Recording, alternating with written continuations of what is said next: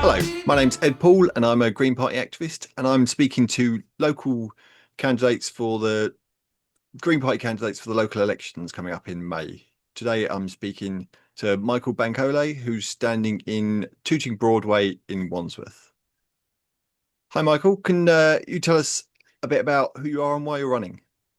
Yeah, sure. So I'm a university lecturer. I've been lecturing for 4 years now, lecturing politics. And I guess I'm standing because I've often spent a lot of time analyzing politics, right? So part of my day job is obviously writing lectures on all things connected to politics. I also do some political commentary. So I've done some stuff for Novara, the BBC, ITV, etc.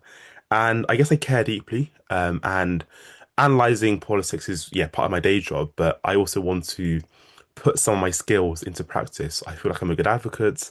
Um, and the basic thing of just literally caring a lot and wanting the best for my local area when it comes to how they're coping.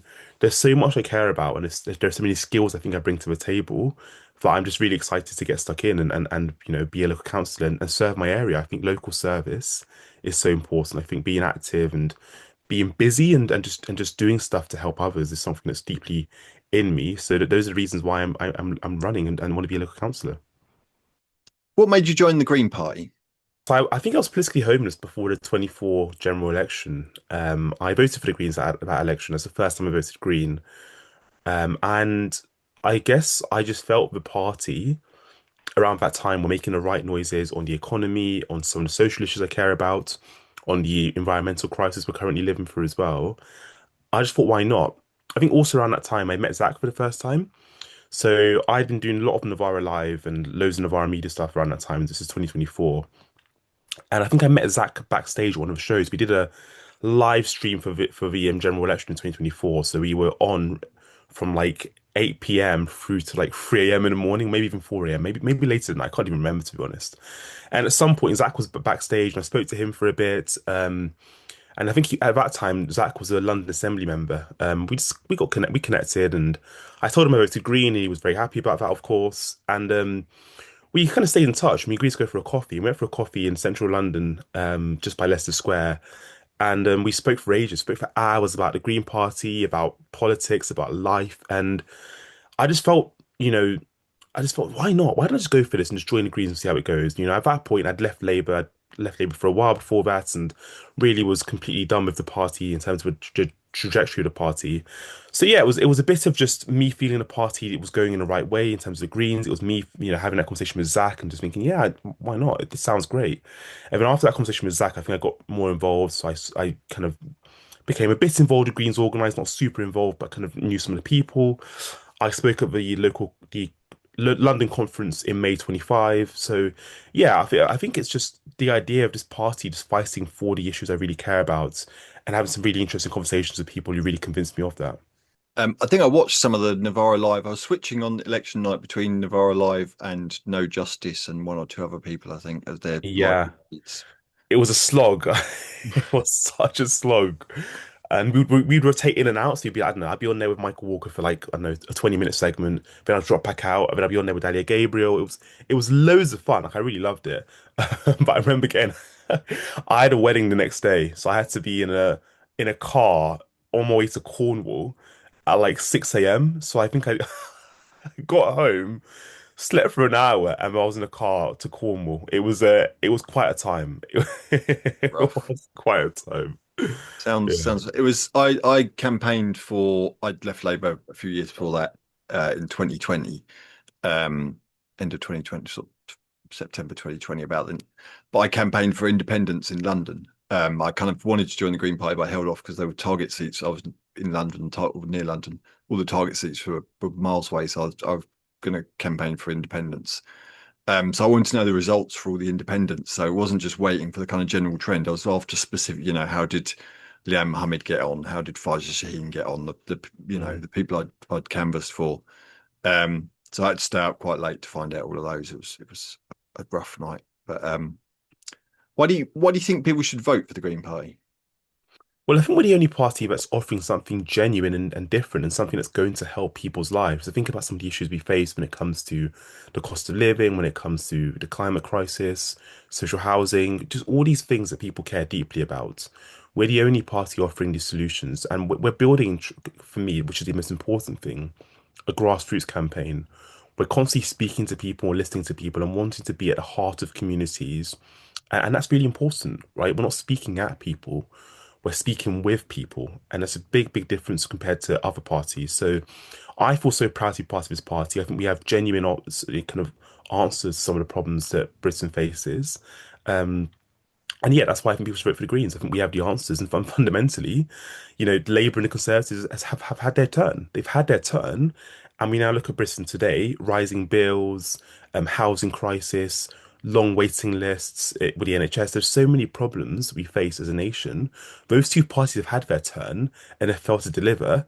It's now time for a genuine alternative, a party that genuinely want to be rooted in communities, listen, be attentive, and fundamentally one of the key things that the Greens do that the other parties don't do is govern with compassion.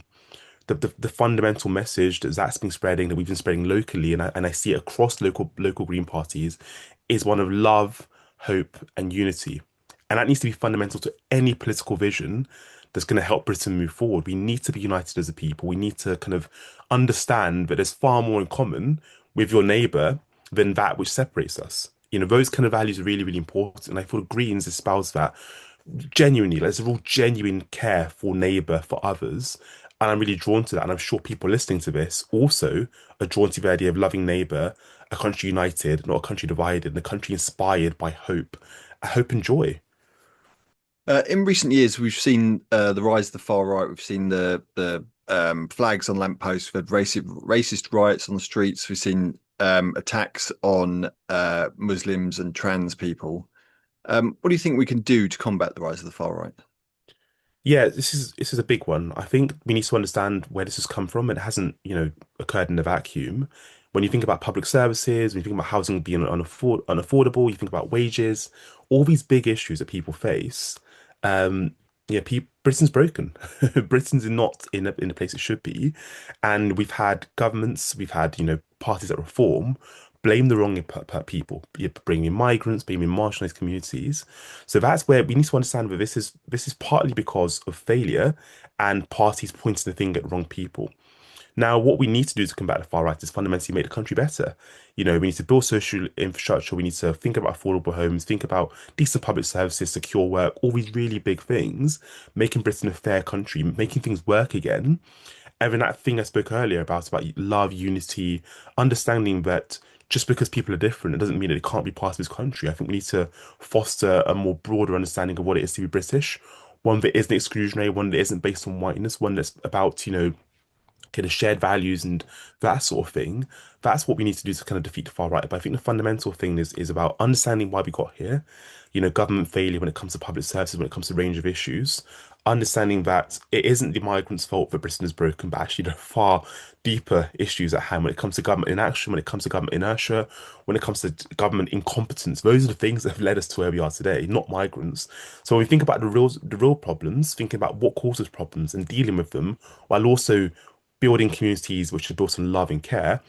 That's how you defeat the far right. In the last sort of 6 months or so, we've seen massive rise in popularity and the kind of profile of the Green Party. In not just in the May elections, but in general, how well do you think the Green Party can do? I think we're in the best position we've ever been in. Look at Hannah Spencer's victory in Gordon and Denton. We're polling at, I think, 14% sometimes in some polls. So we look really, really strong. And I think locally, I'm looking at London especially, as obviously I'm standing in a seat in London.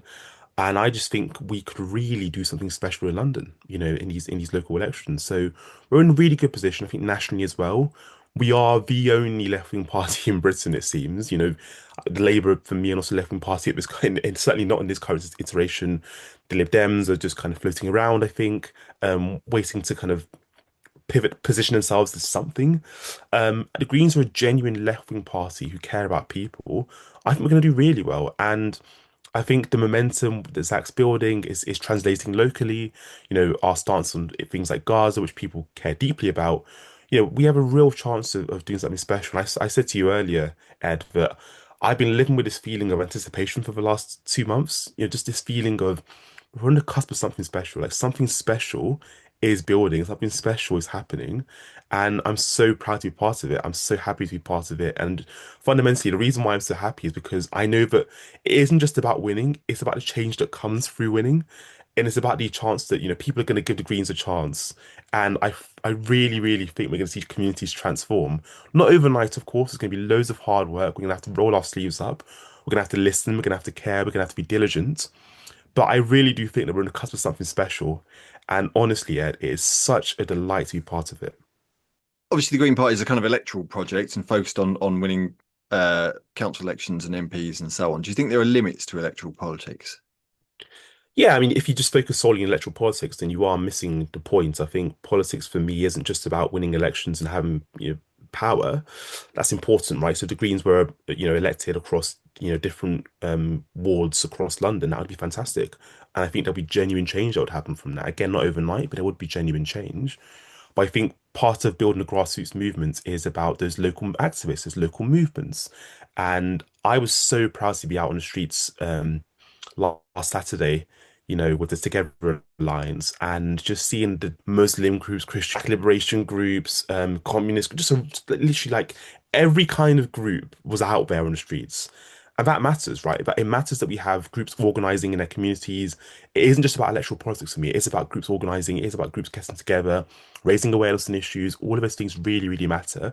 And I spent most of my life involved in those groups. I was really involved in different Black liberation groups around Black Lives Matter, still am today.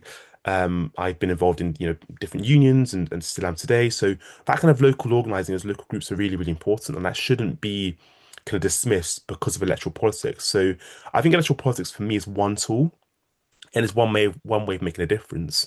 But for me, there are other means, and I would really encourage people if they care about an issue, get involved with a local group. If you care about the environment, there's Extinction Rebellion. There's so many other environmental groups locally organizing. There's so many ways for people to get involved in politics. So yeah, it isn't just about the electoral side of things. Even though I would say to people, join the Greens because the Greens are great. Yeah, please get involved in activism because activism really does, yeah, that feeling, that idea that you're driven to the streets, you're driven to some kind of action because you care, that's really important. And that doesn't just occur by joining a political party. In the run up to local elections, I've noticed in kind of green circles, there's some dissatisfaction with the number of Black and Asian candidates that have been selected for the Green Party. What's your take on that? Yeah, it's definitely a problem, and let's not pretend that the Greens don't have a problem when it comes to race. I think we do, and I think it's important we acknowledge that so we can move forward. I think we are seeing some positive things. I'm looking at, some candidates I've connected with who are Black and who are running in different seats, and I'm really proud of them and seeing what they're doing. But I think for too long we've been a very white and middle class party, and given that the values we stand for is kind of social justice, economic justice. It's really important that we reflect the country that we seek to represent. So I don't think it's as simple as, just, there's often I do research in this area on like diversity in politics, and often people just say, well, if you have more Black people in politics, Black people's lives are going to get better. It's not that simple, but I think optics matter. And I think there are some, Black people who know the communities well and would be a huge asset to the Greens in terms of advancing issues that they would be aware of because they're attuned to different communities. So yeah, I think it's definitely a problem, and I think there are plenty of reasons for it. There are barriers to the access for Black and Asian people when it comes to politics, when it comes to resources. There are some structural issues that mean that Black people aren't involved in politics as much as they should. And the Greens should be at the vanguard of trying to address those issues and trying to bring more Black people, more people from marginalized communities into politics. I stand here as someone who does research on race, and I'm very passionate about having advocates for racial justice. And some of the best advocates for racial justice are people who have lived their lives suffering racism, who know what racism feels like, who knows what racism looks like. So yeah, I think the party definitely needs to diversify. It's definitely something that we should be top of our agenda because fundamentally we are the nation's leading left-wing country. And if we are, a white and middle class party, then we're failing. We're not doing our job properly. So yeah, I can see why it's been a problem. I can see why people are frustrated. I'm frustrated, but I know that there are some changes happening in the party. I know that the party can still do much better, but there are some really kind of well-meaning people in the party who are trying to push black candidates, trying to connect with black candidates, trying to address some of the barriers that black candidates face. And the more we do that, the more we work with communities, the more we try and bring people in, the better it would be, and the more kind of quality candidates we're going to see standing, and then hopefully, we have see some really quality black candidates standing in the local elections to come, in the national elections whenever they are. Yeah, because there are just so many people out there who could really be a wonderful asset to our party. In an interview on YouTube on the channel Common Sense, you said that you thought Britain was broken. What way is it broken? I mean, so many ways. You look at the underfunding of public services, you look at the housing crisis. We've treated housing as like a kind of financial asset rather than a public good, something that, people deserve.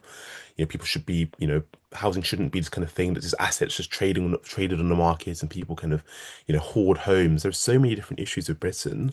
We've deregulated markets, we've privatized public goods, we shrink so many governments have been committed to shrinking the state, austerity, just a range of things have broken Britain. And we aren't honest about these things. Again, we point to the migrant who's taking jobs. Wages are frozen. There's this kind of growing gig economy where people are on precarious contracts. We're ignoring sectors altogether and just, letting sectors just burn. The university sector is one I work in, and very soon that sector is going to be in the news because that sector is on its knees. So there's government inertia, there's government inaction, there's government deregulation, there's the kind of privatization of public goods, so many different reasons and ways in which Britain's broken.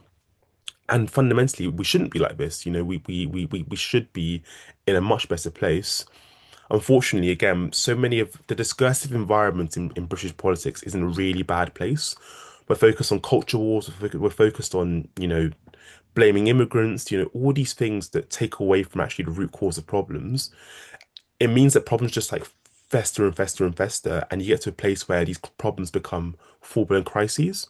No, but now we live with a housing crisis. Now we live kind of a cost of living crisis. Now we live with kind of some of the public services. There's huge crisis across those, and it's because we're not being honest. So, yeah, Britain's broken in several ways, and I think we need to be honest. We need to understand the way in which Britain's been broken, and because we're in such a difficult position across so many different sectors, it's going to take time. It's going to take real care and real time and real diligence to change things in Britain.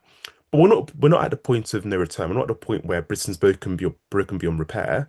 Slowly but surely, we can get back off our knees and we can slowly build a country we can all be proud of. We can reinvest in public services. We can bring private, sectors like water back into public ownership. We can build a country we can be proud of, but that only starts with a genuine honesty about the ways in which we're broken as a nation, the problems that exist, and the actual people that are to blame. It isn't migrants, it isn't marginalized communities. It's the fact that this country's been governed in ways that benefit the wealthy at the expense of marginalized communities. It's because we've, not been, diligencing and not been caring, right? I don't think governments for the last 40, 50 years have placed care of neighbour, care of marginalized communities, care of everyone in Britain at the forefront of their agenda. So those are the ways in which Britain's broken. Being honest and being diligent and being caring are the main ways forward for me.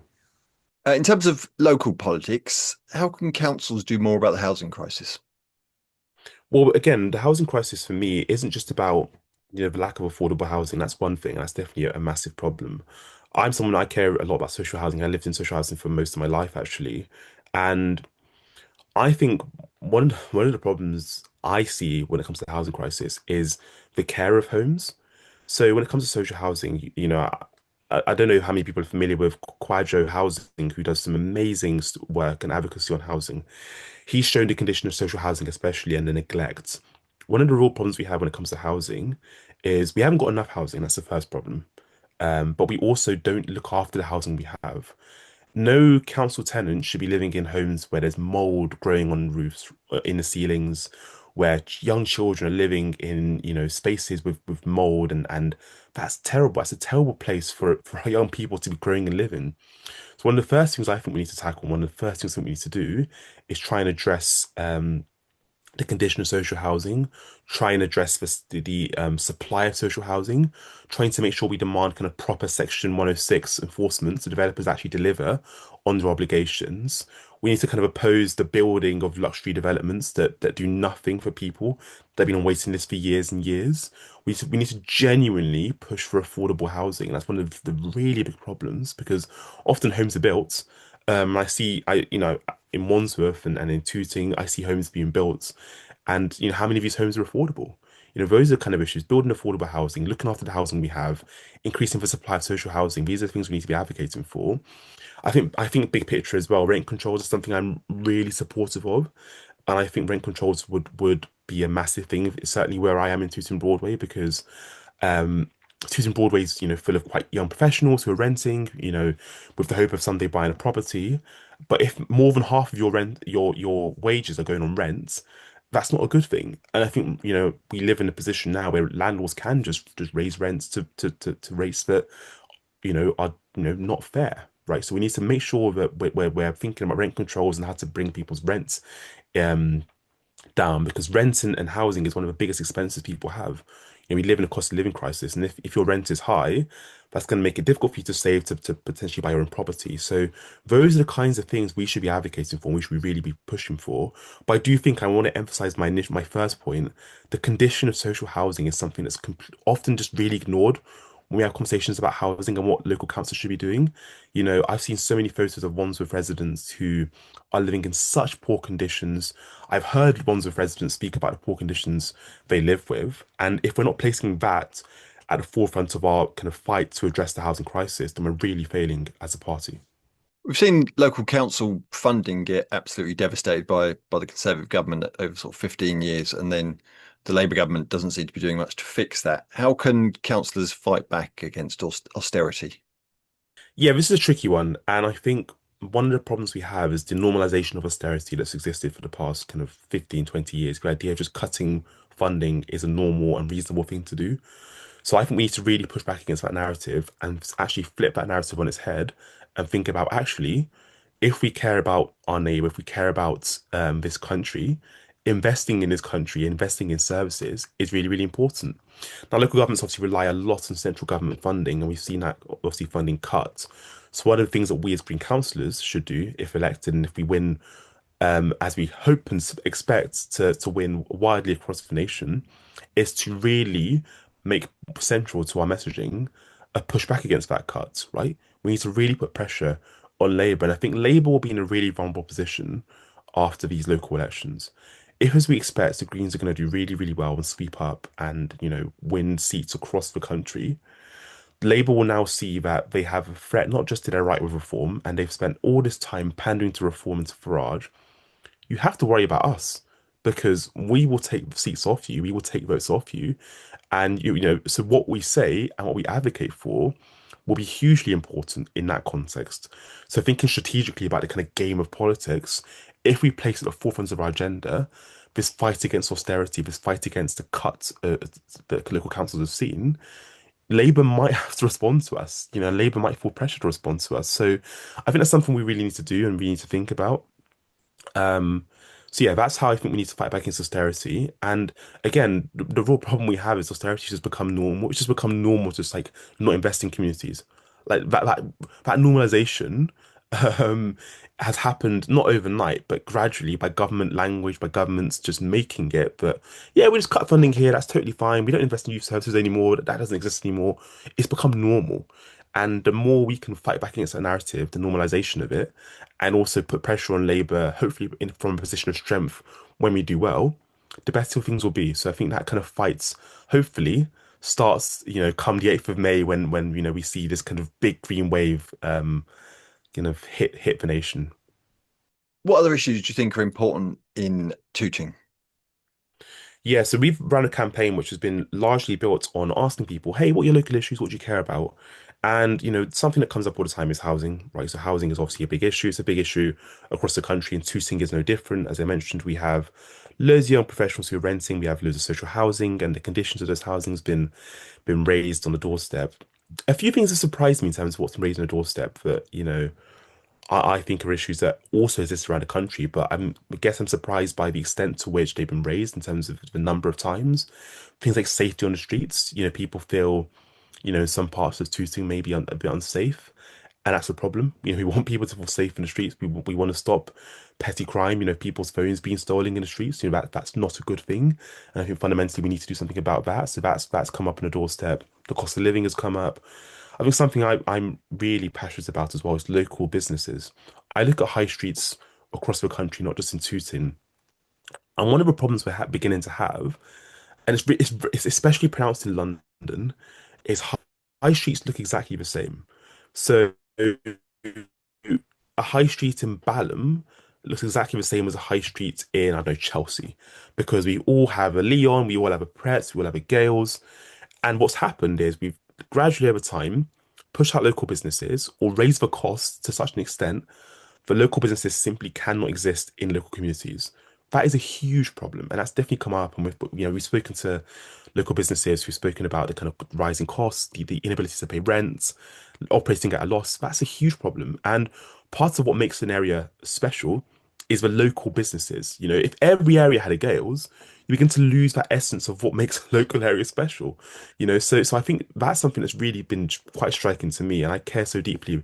If you walk across Tooting, one of the most special things about Tooting, Tooting Broadway especially, is our markets and our food places, and all of them are so local. We've got like, Jamaican shops that have been in the area for 40, 50 years, you know, so many South Asian food shops that have been around for years, for decades. If they are going to be slowly pushed out of Tooting, you're really losing something that makes Tooting special, that makes Tooting the area it is, that the kind of, I think Tooting, and this is me being biased, has got the best food scene in London. Just we've got two indoor markets. We've got a high street full of some of the best food you'd ever see from across the world. And so many of these are local. So if those, if those company, those kind of groups are facing huge pressure when it comes to costs, that's terrible. So that's come up a lot. And then you have the kind of smaller things like litter, that's come up. So I guess Tooting is much like the nation, right? Tooting, people care about housing, people care about cost of living, people are worried about, the things that most people in Britain care about. But I guess there are a few things that come up, and I think local businesses, that's probably not unique to Tooting actually. I think there are probably loads of, parts of London who and the country more broadly who are worried about, the squeeze on local businesses. And I think the Greens should always be on the side of local businesses because often these are run by local hardworking, people. We should always be on their side. And they're being pushed out, unfortunately, by kind of like, mega corporations who are essentially trying to squeeze these companies out. I worked in a comic shop in Camden Town for about 10 years on and off. And you could see during the time I worked there from sort of 2000 to about 2010, maybe a bit earlier than that. No, late 90s to about 2000. Anyway, but you could see the kind of shops, the other small businesses, everything was kind of turning into a shoe shop or a bar. So all the bookshops and the record shops Yeah, were all so closing many down. All those, bars. yeah. Anything that was kind of unique or a bit weird would kind of close down and get replaced by a shoe shop or a bar. Um, so if we don't want to lose. There's no point, like you say, if every high street's the same, there's no point. Completely agree. Completely agree. Like again, we want areas to have a distinct feel. One of the things I love about living in London is Hackney is different from Tooting, Tooting's different from Brixton, Brixton's different from I don't know, like Islington. All of these areas have their own feel, but if we all have a Gales and we all have a Leon and we all have a Pret and local businesses begin to close and begin to struggle, then that kind of local vibe that we all have is going to be completely lost. It's going to be completely lost, So it's yeah, I really want us to fight for local businesses across the country. That brings me on really neatly to my next question, which is, what do you love about Tooting? It's such a vibrant place. I mean, if you haven't been to Tooting, I would encourage you to just come visit us. Honestly, we have the best, I think, like I said, we have the best food scene in London, maybe even in the entire country. Because just in terms of the range, you've got Southeast Asian food, you've got West African food, you've got Caribbean food, veggie options, vegan options, like just everyone's catered for in Tooting. We've got two indoor markets, we've got a high street full of food shops. It's brilliant. So the food scene is one of the first things. And then it's just like the sheer diversity of the area. You've got mosques, you've got churches, just all in one area.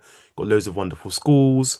But yeah, it's the vibrancy that draws me to Tooting. It's like it's a really colourful area. If you go to Tooting, there's a genuine energy you can feel. You know, you walk on the high streets, some of the beautiful smells you get from the food shops, in the sun. I think London in general in the sun's brilliant, but Tooting in the sun, my gosh, like, you know, you're walking across the high street. It's so much to see, so much to do. So, yeah, it's that sheer vibrancy, that character, the grit, the love that people have. You know, there's so many friendly people in Tooting as well. Good pubs. Pubs are always important. You've got good pubs in Tooting as well. So, yeah, there's so much love about Tooting. I am so drawn to the character, the food, the churches, the mosque. Just it's got everything to offer everyone, and I think it's a an area with a real character and a real soul. What's your vision for Wandsworth? Yeah, I fundamentally want Wandsworth to be, you know, a borough built on care. I want us to really think about what we can do for when it comes to housing, when it comes to schooling, when it comes to making the area safe. Those are the things I really care about. Local businesses, I want us to be a borough where local businesses thrive and survive rather than kind of are slowly being pushed away. Those things are really, really important for me. And I think these are things that also people across the country really care about. You know, I want green spaces to be protected. I want housing to be affordable. And none of this is like some kind of utopian fantasy that's never going to happen. I think if we do have greens and if we do have people who genuinely care about the local area and don't see kind of being elected as a councillor as just like a step towards becoming an MP or something, if we have people who genuinely care about the local area, there will be a difference. There will be a difference because these people are going to place those communities and their interests at their heart. So it's all about clean air. It's all about affordable housing. It's all about safe streets where kids can play. Um, all of those things that's at the heart of my vision for Wandsworth. And again, this is very, very achievable. It's right in the palm of our hands. And I do think voting for the Greens is the best way of achieving the kind of vision for Wandsworth. I'm sure so many of us and so many people listening to this have. So yeah, it's that's the vision I have for Wandsworth and Tooting Broadway. How can people get involved in your campaign? Well, follow us on social media, Wandsworth Greens. We're across several platforms. Come to an action day, come to a canvassing session. Just get involved. You know, we have so many ways in which people can get involved. We have a digital team, we have a canvassing team, we have a leafleting team. That you know, I know some people maybe get worried about canvassing, maybe they're a bit shy. So there are different ways to get involved that aren't solely outward facing. And we really just appreciate any support we can get. You know, our party, you know, the local party with Wandsworth, and you know, all the Greens across the country, we rely on the kind of hard work of local people, or people who care about the area. So if you're someone listening to this, you live in Wandsworth, or even if you wherever you live and you care about the Greens, get involved with your local party. Find a way to help out because the more we have on deck, the more people who are involved, the better things will be. And you know, again, it's about people who care. You know, the part of being, you know, part of a local party, it isn't just the councillors who get stuck in. You know, it's the people behind the scenes who are so fundamental to anything that happens, to any success that happens, to any kind of great stories that emerge when it comes to kind of like big changes that happen. That's not built by just one councillor or two councillors. It's an entire machine, an entire community of people coming together and working together. So if you really care about your community, if you really care about people, get stuck in, get involved. Michael, thanks very much. Thank you.